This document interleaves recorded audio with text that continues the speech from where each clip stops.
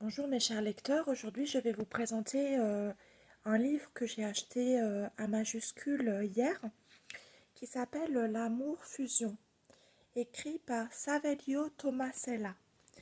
Donc c'est un livre qui explore ce qu'on appelle l'amour fusionnel au sens de la littérature qui en a longuement traité.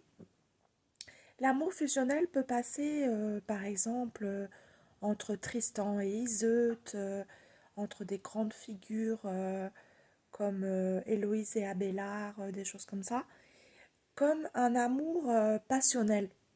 Un amour en fait où les frontières entre les individus disparaissent.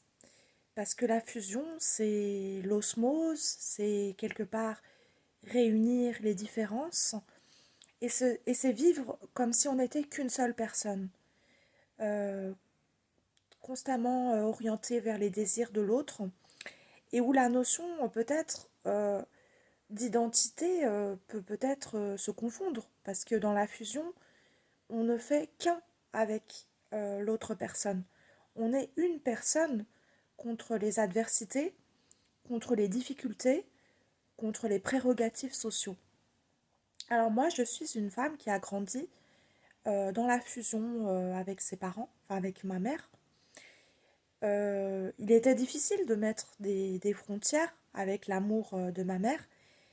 Et j'ai observé qu'en amour, j'étais sur le même modèle, la recherche de la fusion, qui rappelle en fait que l'enfant était dans le ventre de sa mère et qu'il n'y avait pas vraiment de distanciation par rapport à sa mère et de distanciation par rapport au monde.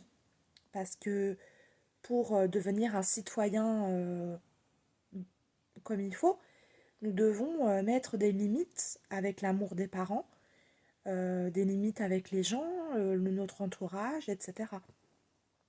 Donc quand on est dans un schéma fusionnel, il y a plusieurs risques dont parle le livre. En fait, il y a des risques de tomber dans ce qu'on appelle la dépendance affective. C'est-à-dire qu'on est tellement dans l'amour de son conjoint qu'on crée de la dépendance. On ne peut pas vivre sans lui, on ne peut pas organiser son quotidien sans l'être aimé. Premièrement, la dépendance affective. Et quand la fusion est vraiment très très poussée, on tombe dans ce qu'on appelle l'emprise. L'emprise, en fait, c'est une situation où, en fait, il y a un déséquilibre. Il y a un déséquilibre dans le couple parce que, en fait, une personne, l'objet d'amour, obtient toutes les prérogatives, toutes les responsabilités, et l'autre personne est soumise à son désir. Elle n'est plus maître de ses moyens, elle n'est plus capable d'agir par elle-même, elle ne vit que dans l'amour de l'être aimé. Et l'être aimé commence à exercer une sorte de domination sur sa compagne. Elle lui enlève aussi le libre arbitre, elle lui enlève sa personnalité, sa possibilité de choisir, sa possibilité d'avoir des amis, d'agir par elle-même. Donc l'amour fusionnel est quelque chose de très idéaliste dont parlent les artistes dans la littérature, mais quand la fusion est trop importante, on tombe dans quelque chose de toxique.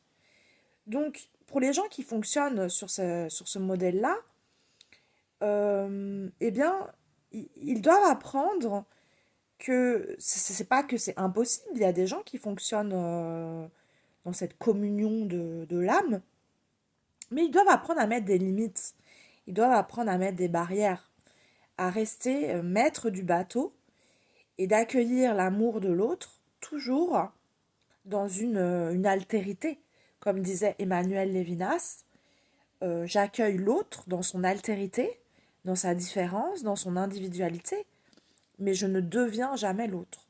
En fait, l'amour fusion est un amour idéaliste, est un amour passionné, est un amour noble. Mais cet idéalisme est difficile à vivre, est très très difficile. Parce que c'est les frontières entre les amants, on va dire, sont dissolues, les responsabilités, les tâches, l'espace disparaît au profit d'un amour idéalisé, un amour total, totalisant, beau, noble, noble dans la littérature, noble dans l'idéal, mais dans la réalité, c'est compliqué à vivre. Donc ce livre est intéressant, il y a des schémas qui expliquent que l'amour fusionnel peut être vécu, mais que le risque est de tomber dans la dépendance affective et de tomber aussi dans ce qu'on appelle l'emprise, où il y a plus de discernement, il n'y a plus de capacité d'action, il n'y a plus de capacité d'être libre de ses choix, d'être citoyen de soi-même, euh, d'être libre en fait. Il y a l'idée que, quelque part, l'amour, pour être vécu, doit, euh, doit conserver cet impératif catégorique qui est l'impératif de la liberté. La liberté au sens kantien de la responsabilité civile, de la responsabilité sociale, et que finalement l'amour fusionnel est quelque chose d'idéaliste. Voilà, donc je vous recommande ce livre qui est remarquable. À bientôt!